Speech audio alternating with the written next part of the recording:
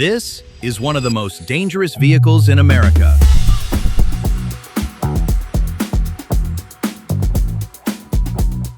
So dangerous, in fact, that the government won't let you drive it. It has a top speed roughly equivalent to an enthusiastic lawnmower, and it is, apparently, a menace to society. Meanwhile, this thing, which weighs as much as a small house and blocks out the sun, is perfectly fine. Off you go. Welcome to the wonderful, baffling world of American car law, where the reasons some brilliant cars are banned range from fair enough to you have got to be joking. Quick reminder of the rules. If a car wasn't built to America's exact safety and emission standards, it's not allowed in, until it turns 25, at which point it's magically forgiven. Some of these cars are banned for genuinely sensible reasons, and some are banned because of chickens and paperwork and pure bureaucratic madness. Let's go. We begin with the most adorable thing ever to be branded a public menace. Number 5. The Honda Beat. And to understand it, you need to know about a magnificent Japanese invention called the K-car. In Japan, space is tight and cities are packed, so they created a class of tiny cars. Teeny engines, teeny dimensions, cheap to run, easy to park. And the Honda Beat was the joyful one, a mid-engine convertible sports car with a 660-minute CCC engine. That's smaller than some motorbikes. It was designed in part by Pininfarina, the same people who draw Ferraris. It makes about 63 horsepower, it weighs less than nothing, and it revs to 8,500 RPM, screaming like a tiny, furious hornet. It is, by all accounts, one of the most fun cars ever built. And America said, absolutely not. Why? Because it's so light and so small, it doesn't meet US crash standards. The official position is that this cheerful little go-kart is too dangerous for American roads.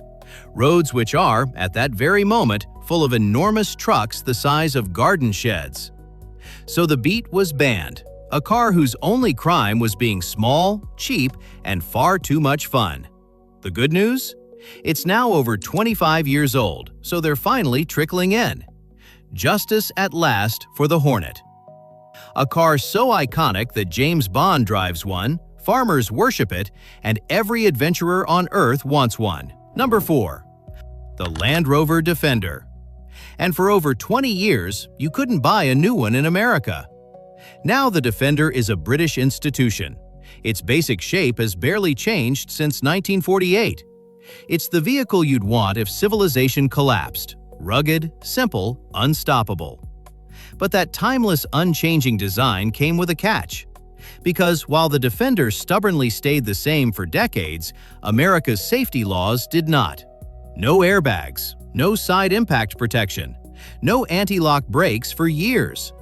The very thing that made it charming, that it never changed, is exactly what got it banned. After 1997, the classic Defender simply couldn't meet American standards, and Land Rover didn't think it was worth redesigning. And here's where it got properly silly. Americans wanted them so badly that some people started smuggling them in, illegally filing down VIN numbers to make the trucks look older than 25 to sneak past the rules. When Customs found out, they didn't just send them back, they crushed them. Beautiful, perfectly good Defenders, destroyed by the government in a car park. All because a British farm truck refused to fit modern paperwork. And this one is banned for possibly the most Lotus reason imaginable. It was banned for being too light. Lotus, the British sports car maker, has always lived by one commandment, handed down by its founder: add lightness. Don't add power, don't add gadgets, just make it lighter. And the original Elise from the late 90s was the purest expression of that idea they ever built. It weighed around 700 kilograms. That's barely more than a ride-on lawnmower. With a fairly modest engine, it could still embarrass far more powerful cars, simply because it had almost nothing to carry. It's a scalpel, pure, delicate, surgical. And America banned it. Why? Airbags, or rather, the lack of them. and crash standards its featherweight fiberglass body simply couldn't pass. The genius of the car, its lightness, was the exact reason it was forbidden. Adding the safety kit America demanded would have made it heavier, which would have ruined the entire point of the car.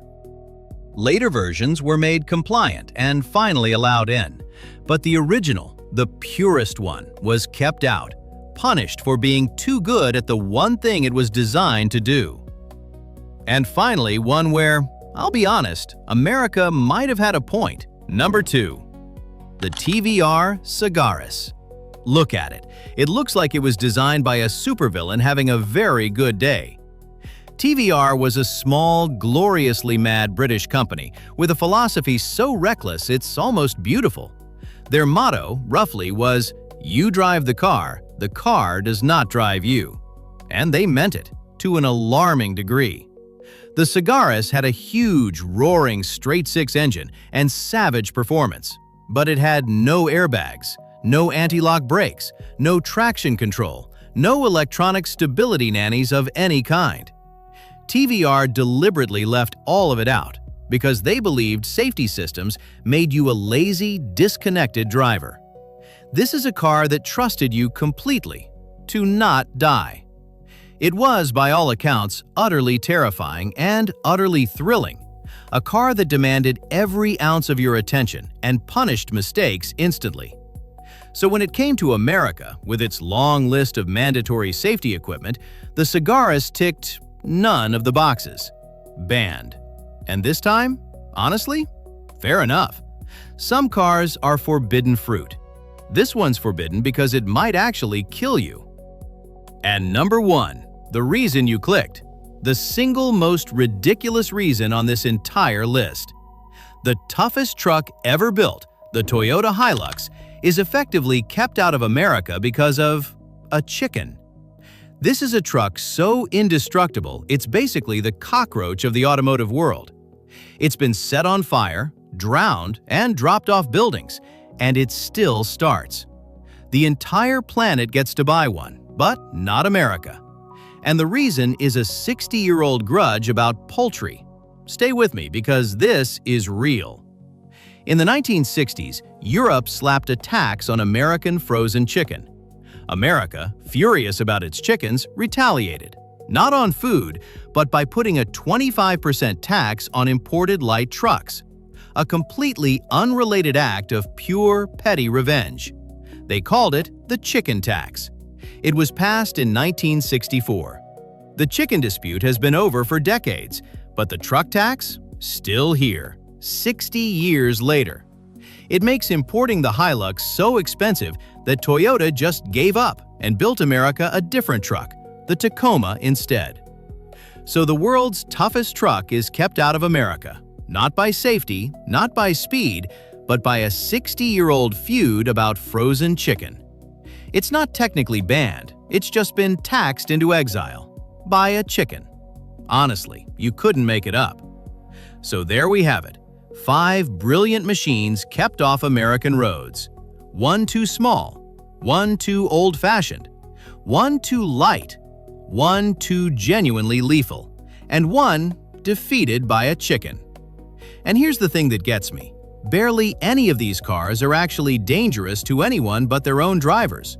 They're just foreign or inconvenient or tangled in rules written decades ago that nobody's ever bothered to fix. America has built itself a garden of forbidden fruit and locked most of it behind a 25-year fence and a chicken tax. So which one would you smuggle across the border? The furious little Hornet? The unkillable farm truck? Or the TVR that's basically a loaded gun with wheels? Tell me below. And if you enjoyed this tour of the Forbidden Garage, subscribe. There's a new banned machine every single week. Bring your own chicken.